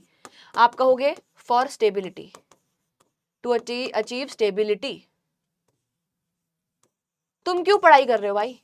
है अच्छे नंबर आएंगे मैम, अच्छे नंबर आएंगे तो हम जो है आगे अच्छा कॉलेज हमको मिलेगा, अच्छे से पढ़ाई करेंगे तो कोई कॉम्पिटिटिव एग्जाम हम निकाल पाएंगे, अच्छा कॉलेज मिल जाएगा, फिर अच्छा कॉलेज मिल जाएगा तो वहाँ से अच्छी प्लेसमेंट मिल जाएगी मैम, अच्छी प्लेसमेंट मिल जाएगी, है ना, तो अच्छी नौकरी मिल जाएगी मैम, अच्छी जॉब मिल जाएगी।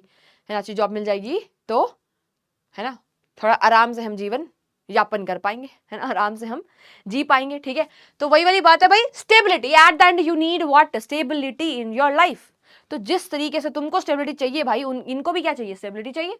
ठीक है, तो एटम कंबाइन करते हैं फॉर स्टेबिलिटी, स्टेबिलिटी के लिए कंबाइन करते हैं। और स्टेबल कब होंगे ये, स्टेबल कब होते हैं, जब इनके वैलेंस शेल में, जब इनके वैलेंस शेल के अंदर 8 इलेक्ट्रॉन्स हो जाएंगे तो ये क्या हो जाते हैं, स्टेबल हो जाते हैं भाई। ठीक है जी, क्लियर। चलो अब यार हमारे पास एक और टॉपिक छोटा सा यहाँ पर आ रहा है ना, बीच में कर ही लेते हैं इस टॉपिक को भी, जो कि क्या है, आइसोटॉप। आइसोटॉप क्या होते हैं ये तुमको पता है, बताओ। आइसोटॉप हमारे पास ऐसे एलिमेंट होते हैं, atoms of same element, atom of same element having same atomic number but different mass number. ठीक है, क्या है ये, atom of same element,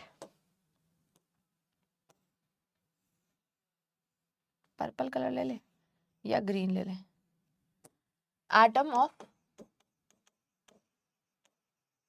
same element, same element having, atom of same element having same atomic number but different mass number। Mass number इनका क्या होता है, अलग होता है, उनको क्या बोलते हैं, आइसोटोप बोलते हैं। जैसे carbon 12, carbon 13 and carbon 14, chlorine 35, chlorine 37, they all are isotope. ठीक है, क्लियर है। अब क्योंकि भाई इनके अंदर नंबर ऑफ एटम सेम है, एटॉमिक नंबर सेम है ना, तो इलेक्ट्रॉनिक कन्फिगरेशन सेम आएगी, इलेक्ट्रॉनिक कन्फिगरेशन सेम है तो इनकी केमिकल प्रॉपर्टीज भी क्या आएंगी, सेम। ठीक है, they have identical chemical properties, identical chemical properties. Next हमारे पास क्या है आइसोटॉप के बारे में ही तीसरी चीज, atoms of different element showing similar chemical properties but possessing different mass is said to be isotopes. Atoms of the element showing similar chemical properties, ठीक बात है ये भी, है ना। अच्छा, अब यहाँ पर एग्जाम्पल यार आपको कार्बन का दे दिया मैंने, हाइड्रोजन, प्रोटियम, ड्यूटेरियम, ट्रिटियम भी हमारे पास होता है। ठीक है, अब यहाँ पर यूजेस ऑफ आइसोटॉप को हम फटाफट से देख लेते हैं, क्या क्या यूजेस हमारे पास है आइसोटॉप के। Isotope of cobalt is used in radiotherapy for treating cancer, ये क्वेश्चन की फॉर्म में कई बार आ जाता है यार, इंपॉर्टेंट है, इसको मार्क कर लेना। ठीक है, दूसरी चीज कार्बन 14 को हम जो है कार्बन डेटिंग के लिए यूज करते हैं, जिसमें हम जियोलॉजिकल मटेरियल की एज को चेक करने के लिए हम इसको यूज करते हैं। यूरेनियम को हम न्यूक्लियर रिएक्टर्स के अंदर यूज कर रहे होते हैं, और आयोडीन को ट्रीटमेंट ऑफ गोइटर के अंदर यूज करते हैं। ये भी मैं कह रही हूँ कि प्रीवियस ईयर क्वेश्चन यानी कि स्कूल के क्वेश्चंस में पूछे जाने वाली चीजें हैं। ठीक है, चलिए नेक्स्ट यार हमारे पास आता है यार आइसोबार। नेक्स्ट क्या आता है, आइसोबार। आइसोबार क्या होता है, एटम्स ऑफ डिफरेंट एलिमेंट। ये क्या होता है, atoms of different element, atoms of different element having same, क्या चीज है इसमें, same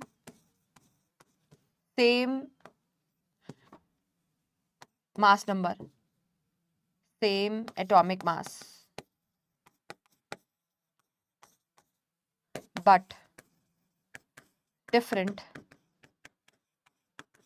atomic number. Atomic number इनके पास क्या होता है, डिफरेंट होता है। क्या होता है, डिफरेंट होता है, एटॉमिक नंबर डिफरेंट। जैसे कि कार्बन सॉरी कार्बन नहीं, आर्गन और कैल्शियम ले लो, आर्गन एंड कैल्शियम, मास इसका कितना है भाई, इसके मास की अगर हम बात करें 40, इसका भी कितना होता है 40, ये 19 है और ये क्या है 20, 19 क्यों 18 होता है। ठीक है, तो ये आपस में क्या हो गए हैं, आइसो बार इनको बोला जाता है। ठीक है, चलिए अब यहाँ पर डायरेक्टली यार केमिकल बॉन्डिंग का पार्ट शुरू करने जा रहे हैं। ठीक है, वाई एटम कंबाइन पढ़ चुके हैं हम। ठीक है, तो एटम कंबाइन करते हैं, तो सबसे पहले यार बात करते हैं केमिकल बॉन्डिंग। केमिकल बॉन्डिंग में बॉन्डिंग है क्या, केमिकल बॉन्डिंग यानी कि केमिकल बॉन्ड है क्या, chemical bond is just a force of attraction, जिस फोर्स ऑफ अट्रैक्शन की वजह से जो मेरे पास कॉन्स्टिट्यूएंट पार्टिकल्स है वो एक दूसरे से हेल्ड टुगेदर रहते हैं, एक दूसरे के साथ रहते हैं, इकट्ठे रहते हैं, उसी को ही हमने क्या बोले, उसी फोर्स ऑफ अट्रैक्शन को हम क्या बोलते हैं, केमिकल बॉन्ड कहते हैं। ठीक है, तो मैं यहाँ पर केमिकल बॉन्ड को एक्सप्लेन कर देती हूँ। सबसे पहले तो केमिकल बॉन्ड जो है वो क्या है, फोर्स ऑफ अट्रैक्शन है बेटा जी, क्या है, force of attraction. Force of attraction, उसके जो कॉन्स्टेंट पार्टिकल्स है उनके बीच में जो फोर्स ऑफ अट्रैक्शन लग रहा है वही हमारे पास क्या होता है, केमिकल बॉन्ड होता है। अब केमिकल बॉन्ड यार बेसिकली 3 तरीके का केमिकल बॉन्ड है। केमिकल बॉन्ड बनता कैसे है, जैसे तुम्हारा यार तुम्हारे दोस्त के साथ बढ़िया बॉन्ड कैसे बना, स्कूल में तुम आपस में साथ में बैठते हो, ठीक है, लंच वंच शेयर करते हो, खाना शेयर करते हो, फिर कोई बात करनी होती है जैसे सुख दुख की बातें कि मम्मी ने आज मुझे चाटा लगा दिया, ठीक है, पापा की चप्पल पड़ी है ना, तो भाई आपस में सुख दुख की बातें तुम बताते हो आपस में, तो शेयरिंग हो रही है, इमोशंस की शेयरिंग हो रही है, आलू के पराठे की शेयरिंग हो रही है, मैगी की शेयरिंग हो रही है, तो कोई ना कोई चीज का एक्सचेंज हो रहा है यार यहाँ पर, जिसकी वजह से एक बॉन्ड का फॉर्मेशन हो रहा है तुम्हारे और तुम्हारे बेस्ट फ्रेंड के बीच में। यहाँ पर क्या शेयर कराओगे, ये स्कूल जाते हैं क्या, आलू का पराठा खाते हैं क्या, ये नहीं ना, तो यहाँ पर शेयरिंग होगी या यहाँ पर ट्रांसफर होगा किस चीज का, इलेक्ट्रॉन्स का। तो यहाँ पर कुछ ना कुछ जो एक्सचेंज की बातें यहाँ पर हो रही हैं, यहाँ पर इलेक्ट्रॉन्स ही हैं बेटा जी जो एक्सचेंज हो सकते हैं, जो कि यहाँ आ सकते हैं, आना जाना कर सकते हैं, शेयर हो सकते हैं, ठीक है। तो भाई केमिकल बॉन्ड बेसिकली हमारे पास 3 तरीके का होता है, हम कहेंगे 2 तरीकों से बन सकता है फॉर्मेशन। पहला है या तो कहीं पर क्या हो रहा हो, ट्रांसफर ऑफ इलेक्ट्रॉन हो रहा हो, या तो क्या हो रहा हो, शेयरिंग ऑफ इलेक्ट्रॉन, ठीक है। तो ट्रांसफर ऑफ इलेक्ट्रॉन से जो बॉन्ड हमारे पास बनता है उसको हम क्या बोलते हैं, कोवैलेंट। क्या बोल दिया भाई, ये ट्रांसफर, जहां पर कंप्लीट ट्रांसफर ऑफ इलेक्ट्रॉन होता है वहां पर जो बॉन्ड बनता है उसको हम क्या बोलते हैं, आयनिक बॉन्ड। आयनिक बॉन्ड का ही दूसरा नाम हमारे पास क्या होता है, इलेक्ट्रोवैलेंट बॉन्ड, ठीक है जी। और वहीं पे शेयरिंग ऑफ इलेक्ट्रॉन से 2 तरीके के बॉन्ड हमारे पास बनते हैं। अगर इक्वल शेयरिंग अगर हमारे पास होती है, इक्वल शेयरिंग अगर हमारे पास होती है तो उससे हमारे पास बनता है कोवैलेंट बॉन्ड, ठीक है। और अगर आपके पास अनइक्वल शेयरिंग हो रही होती है, कहीं पर अनइक्वल शेयरिंग होती है ना, वन साइडेडली अगर कहीं पे शेयर हो रहा है तो उसको हम क्या बोलते हैं, coordinate bond. Coordinate bond syllabus का पार्ट नहीं है, 10th में पढ़ेंगे इसको, ठीक है। तो सबसे पहले आयनिक बॉन्ड के बारे में यहाँ पे बात हो रखी है, पर केमिकल बॉन्ड की डेफिनेशन देख लो। Chemical bond formed as a result of the transfer of electron from one atom to the another atom, to one atom से दूसरे एटम में कंप्लीट ट्रांसफर ऑफ इलेक्ट्रॉन से जो बॉन्ड यहाँ पर बनता है उसको आयनिक बॉन्ड और इलेक्ट्रोवैलेंट बॉन्ड हम कहते हैं, ठीक है जी। इलेक्ट्रोवैलेंसी क्या होती है, इलेक्ट्रोवैलेंट कंपाउंड के अंदर जो वैलेंसी होगी उसी को क्या बोलेंगे, हम इलेक्ट्रोवैलेंसी कहेंगे, ठीक है। The number of electrons that an atom of an element loses और gains to form an electrovalent bond. तो किसी भी कंपाउंड के अंदर, किसी भी इलेक्ट्रोवैलेंट कंपाउंड के अंदर कितने इलेक्ट्रॉन्स लूज या फिर गेन हो रहे हैं, है ना, इलेक्ट्रोवैलेंट बॉन्ड बनाने के लिए, उसी को ही क्या बोलते हैं, हम इलेक्ट्रोवैलेंसी बोलते हैं। इसकी डेफिनेशन को याद कर लेना, नोट्स में अपने मेंशन कर लेना, ठीक है। आगे चलिए, bond formed between metal and non metal, ठीक है, आर आयनिक और इलेक्ट्रोवैलेंट बॉन्ड। कहने का मतलब ये है, मैंने यार तुमको सिंपल सी बात बोली कि इलेक्ट्रोवैलेंट बॉन्ड के अंदर कंप्लीट ट्रांसफर ऑफ इलेक्ट्रॉन होता है। कंप्लीट ट्रांसफर ऑफ इलेक्ट्रॉन कैसे होगा, मेटल की टेंडेंसी होती है आसानी से इलेक्ट्रॉन को लूज करने की, मेटल लॉस ऑफ इलेक्ट्रॉन करता है। तो जो नॉन मेटल होता है, नॉन मेटल होता है, ये क्या करता है बेटा जी, ये गेन ऑफ इलेक्ट्रॉन करता है, ये गेन ऑफ इलेक्ट्रॉन करता है। बाई आई बात समझ में, ठीक है। अब जो आयनिक बॉन्ड है वो मेटल और नॉन मेटल के बीच में बनते हैं, क्योंकि कंप्लीट ट्रांसफर करवाना होता है। कंप्लीट ट्रांसफर करवाना है तो एक स्पीसीज इलेक्ट्रॉन को देने वाली चाहिए और एक स्पीसीज इलेक्ट्रॉन्स को लेने वाली चाहिए, ठीक है। तो आपके पास जो आयनिक बॉन्ड बनता है वो क्या होता है, interaction between metal and a non metal, metal and a non metal. Metal और नॉन मेटल के बीच में यहाँ पर क्या होती है भाई, इंटरेक्शन होती है, कंप्लीट ट्रांसफर होता है। जैसे कि सोडियम मेटल है, 2 8 and 1, एक इलेक्ट्रॉन को लूज करेगा, क्या बना लिया, Na पॉजिटिव, कैटायन बन गया बेटा जी। यहाँ पर क्या बन गया, कैटायन, पॉजिटिवली चार्ज आयन। अब बेटा जी एक इलेक्ट्रॉन जो इसने लूज करा, यही एक इलेक्ट्रॉन कौन ले लेगा, क्लोरीन गेन कर लेगा। क्लोरीन क्यों गेन करेगा, क्योंकि एक क्लोरीन जो होता है वो नॉन मेटल होता है। 2 8 और 7 इसकी इलेक्ट्रॉनिक कन्फिगरेशन है, वैलेंस शेल में 7 इलेक्ट्रॉन है, 7 से 8 करना है फॉर स्टेबिलिटी, कराओ फिर गेन। एक यही वाला इलेक्ट्रॉन इसने क्या कर लिया, गेन, Cl नेगेटिव। एनायन का फॉर्मेशन, एनायन का फॉर्मेशन बेटा जी यहाँ पर हो चुका है। पॉजिटिवली चार्ज कैटायन और नेगेटिवली चार्ज एनायन एक दूसरे को अट्रैक्ट करेंगे, क्योंकि अपोजिट चार्जेस एक दूसरे को अट्रैक्ट करते हैं। इसी अट्रैक्शन को हमने क्या नाम दिया, इसी अट्रैक्शन को क्या नाम दिया भाई, केमिकल बॉन्ड। ये जो बॉन्ड बना यहाँ पर इंटरेक्शन आई है, इसी को क्या बोला, बोल भाई क्या बोला, इसी को ही आयनिक बॉन्ड का नाम दे दिया। Very very simple, very very easy, ठीक है। NaCl देख लिया आप। प्रॉपर्टीज ऑफ इलेक्ट्रोवेलेंट कंपाउंड की अगर मैं बात करूं तो इलेक्ट्रोवेलेंट कंपाउंड के बीच में जो फोर्स ऑफ अट्रैक्शन पॉजिटिव और नेगेटिव चार्ज के बीच में आ रहा है वो बहुत ही ज्यादा स्ट्रॉन्ग होता है, जिसको हम strong electrostatic force of attraction कहते हैं। अब ये strong electrostatic force of attraction की वजह से ही आपका जो कंपाउंड होते हैं वो सॉलिड स्टेट के अंदर पाए जाते हैं नॉर्मली, ठीक है। तो electrovalent compound have strong electrostatic force of attraction. क्या प्रेजेंट होता है इसमें? Strong electrostatic force of attraction होता है आयंस के बीच में, which can not be separated easily, जो कि आसानी से सेपरेट नहीं हो सकता। इसी वजह से दे आर हार्ड, ये हार्ड होते हैं, क्रिस्टलाइन होते हैं, सॉलिड होते हैं, जिनके अंदर क्या प्रेजेंट होते हैं? आयंस होते हैं। दे आर नॉन वोलेटाइल, आसानी से वेपर इनके नहीं बनते हैं। High melting and boiling point होता है, क्यों? क्योंकि स्ट्रॉन्ग फोर्स ऑफ अट्रैक्शन है, high melting and boiling point है।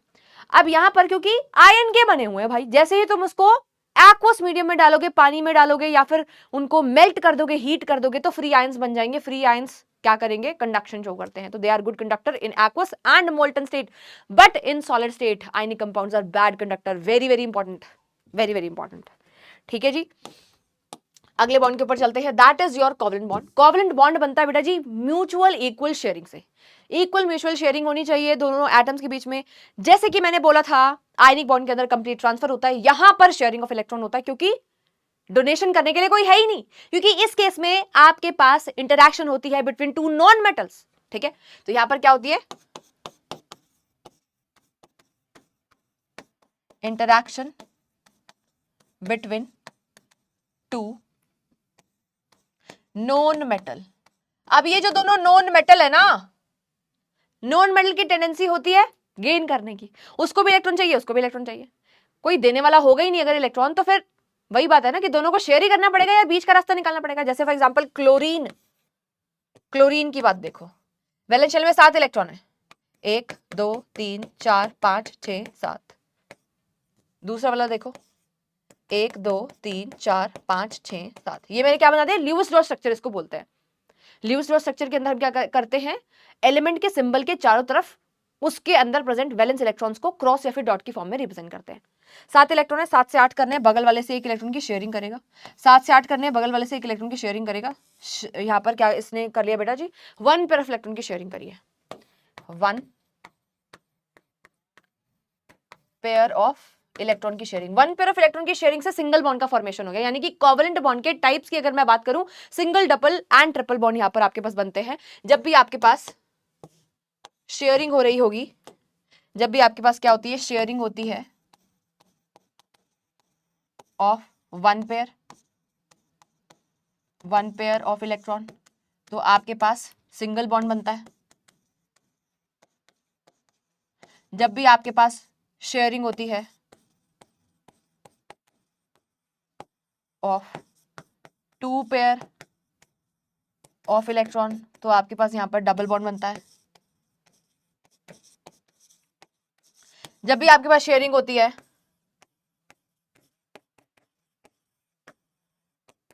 3 पेयर ऑफ इलेक्ट्रॉन की, तो यहां पे आपके पास ट्रिपल बॉन्ड बनता है। सिंगल बॉन्ड का एग्जांपल मैं दे चुकी हूं, डबल और ट्रिपल का भी देख लो एक बारी। ऑक्सीजन ले लिया यार, कितने इलेक्ट्रॉन्स है? 1 2 3 4 5 6, वैलेंस शेल में 6 इलेक्ट्रॉन्स, 1 2 3 4 5 6, 6 से 8 कर रहे हैं, शेयरिंग ऑफ 2 इलेक्ट्रॉन्स करेगा, 6 7 8, 6 7 8। तो 1 पेयर 2 पेयर क्या बनेंगे यहाँ पर? Double bond, double covalent bond.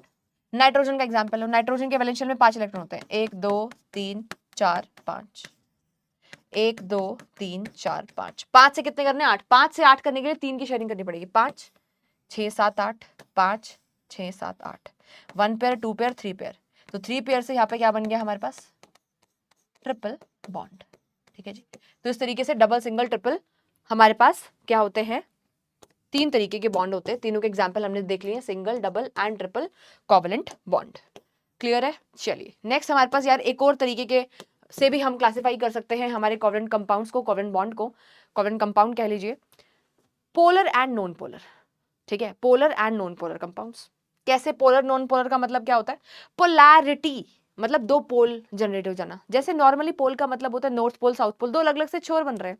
तो किसी भी केमिकल मॉलिक्यूल में, किसी भी केमिस्ट्री के किसी मॉलिक्यूल के अंदर किस तरीके से दो अलग छोर सेपरेट हो जाएंगे? जब चार्ज सेपरेशन यहां पर हो जाएगा। पोलैरिटी या पोल शब्द कहीं पर भी आए, है ना। तो आपको वहां पे ध्यान रखना है कि यहाँ पर कहीं ना कहीं चार्ज सेपरेशन हो रहा होगा।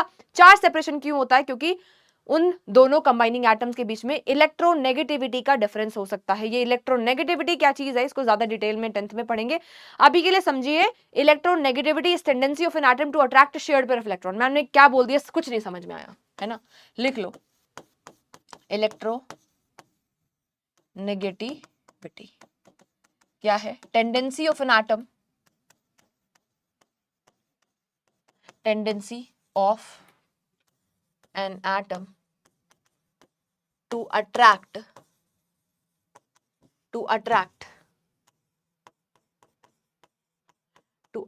shared pair of electron। ठीक है, जैसे for example combining atom H और Cl है, यहां पर इस तरीके से शेयरिंग हो रखी है। ठीक है, क्लोरीन की इलेक्ट्रोनेगेटिविटी ज्यादा है, यानी कि क्लोरीन की power to attract shared pair, ये शेयर्ड पेयर है, हाइड्रोजन का एक इलेक्ट्रॉन, क्लोरीन का एक इलेक्ट्रॉन, इस पूरे को मैं शेयर्ड पेयर ऑफ इलेक्ट्रॉन बोलूंगी। One shared pair of electron यहाँ पर आपको दिखाई दे रहा है, यानी कि क्लोरीन की टेंडेंसी अगर ज्यादा है इलेक्ट्रॉन्स को खींचने की, तो ये अपनी साइड पर खींचेगा, इलेक्ट्रॉन्स को अपनी साइड पर खींचेगा, इलेक्ट्रॉन्स को अपनी साइड पर खींचेगा। यहाँ पर अट्रैक्शन अगर इसने कर लिया तो इलेक्ट्रॉन क्लाउड, है ना, ये हाइड्रोजन का जो इलेक्ट्रॉन था वो यहाँ पर क्लोरीन के ज्यादा नजदीक चला जाएगा। ठीक है, तो ये जब भी होता है, इसने गेन नहीं करा, अगर ये गेन ऑफ इलेक्ट्रॉन कर लेता तो नेगेटिव चार्ज आ जाता है इसके ऊपर, गेन करने से नेगेटिव चार्ज आता है, इसने सिर्फ और सिर्फ अट्रैक्ट करा है तो आधा ही नेगेटिव चार्ज आएगा, पार्शियल नेगेटिव, तो यहाँ पर पार्शियल पॉजिटिव आ जाएगा। ये कंप्लीट लॉस कर देता तो यहाँ पर कंप्लीट पॉजिटिव आ जाता। अब क्योंकि ये सिर्फ और सिर्फ क्या कर रहा है, क्लोरीन अट्रैक्ट कर रहा है, तो यहां से जा रहा है, अभी लूज नहीं हुआ है, अभी भी इसी के पास इसी का ही है, तो आधा पॉजिटिव चार्ज आया, पार्शियल पॉजिटिव पार्शियल नेगेटिव। तो ये चार्ज सेपरेशन जहां पर भी आ जाता है उसको हम बोलते हैं यार पोलैरिटी आ जाना। सबसे ज्यादा इलेक्ट्रोनेगेटिव हमारे पास एटम F होता है, फ्लोरीन, ऑक्सीजन, नाइट्रोजन एंड फिर क्लोरीन, ऐसे याद करेंगे फोन से, फोन, मोबाइल फोन, FON, सबसे ज्यादा इलेक्ट्रोनेगेटिविटी को हम इससे काई से भी रिप्रेजेंट करते हैं। Electronegativity of fluorine is greater than oxygen, किससे, ऑक्सीजन से की ज्यादा होती है नाइट्रोजन से, और नाइट्रोजन और क्लोरीन की लगभग बराबर होती है। ठीक है, तो यानी कि HCl एक कोवलेंट कंपाउंड है, बट फिर भी एक पोलर कोवलेंट कंपाउंड है। क्या है? Polar covalent compound. क्यों? क्योंकि यहां पे चार्ज सेपरेशन आ गया ना। Example HCl, partial negative partial positive charge यहाँ पर आ रहा है। HF, फ्लोरीन तो बहुत ही ज्यादा इलेक्ट्रोनेगेटिव होता है, पार्शियल नेगेटिव पार्शियल पॉजिटिव, तो ये क्या हो गया हमारे पास, पोलर कंपाउंड्स। इवन जो वाटर हमारे पास होता है H2O, वो भी पोलर है ना, क्योंकि ऑक्सीजन तो इलेक्ट्रोनेगेटिव है, इलेक्ट्रॉन को खींचेगा, पार्शियल नेगेटिव, यहाँ पर पार्शियल पॉजिटिव, चार्ज सेपरेशन जहां पर भी आएगा वो पोलर कोवलेंट कंपाउंड हो जाते हैं। ठीक है, और नॉन पोलर,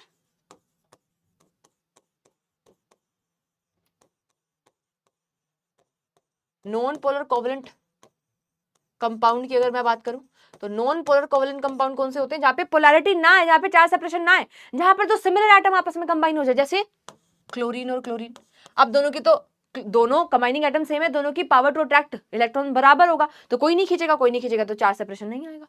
तो होमोन्यूक्लियर एटम जो होते हैं Cl2, H2, Br2, I2, they all are non polar. इसके अलावा CCl हमारे पास जो होता है, CH4 जो होता है, वो भी नॉन पोलर में ही आता है, क्योंकि कार्बन और हाइड्रोजन की इलेक्ट्रोनेगेटिविटी में कोई खास डिफरेंस नहीं होता है। क्लियर? चलिए, इसी के साथ पोलर नॉन पोलर भी हमारे पास खत्म हो गया है ना। और कोऑर्डिनेट बॉन्ड वैसे तो सिलेबस में नहीं है, ठीक है, बट फिर भी एक बार जान लो, कोऑर्डिनेट कोवलेंट बॉन्ड, इसमें थोड़ी इसको कोआइनिक बॉन्ड भी बोलते हैं, क्योंकि थोड़ी प्रॉपर्टीज दोनों बॉन्ड्स की इसके अंदर होती है।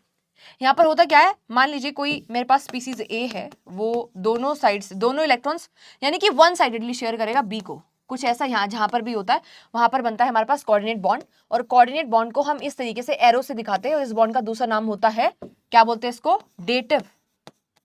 इसको हम डेटिव बॉन्ड के नाम से भी जानते हैं, इसको हम डेटिव बॉन्ड भी कहते हैं। क्लियर हो रही है भाई बात सभी को? ठीक है, तो जैसे फॉर एग्जाम्पल मेरे पास यार NH3 है, NH3 है ना। अब इसके पास ना एक्स्ट्रा पेयर ऑफ इलेक्ट्रॉन होता है, NH3 के नाइट्रोजन के पास एक्स्ट्रा पेयर ऑफ इलेक्ट्रॉन होता है, ये वन साइड से शेयरिंग कर देता है किसको, H पॉजिटिव को। H positive electron deficient species है, तो इस तरीके से ये जो बॉन्ड यहाँ पर आया है ना, ये कौन सा बॉन्ड है, कोऑर्डिनेट बॉन्ड। 10th में डिटेल में आएगा ये। अभी घबराना नहीं, टेंशन नहीं लेनी है। रिवीजन कर लेना, नोट्स, शॉर्ट नोट्स बनाना भाई, यहाँ से इस चैप्टर के शॉर्ट नोट्स तैयार हो जाने चाहिए। ठीक है, तो बहुत ही कम समय में हमने पूरे के पूरे चैप्टर को रिवाइज कर लिया है। मिलते हैं अगली क्लास में, तब तक के लिए अपनी हेल्थ का ध्यान रखिए। Keep learning and keep growing. Bye bye everyone.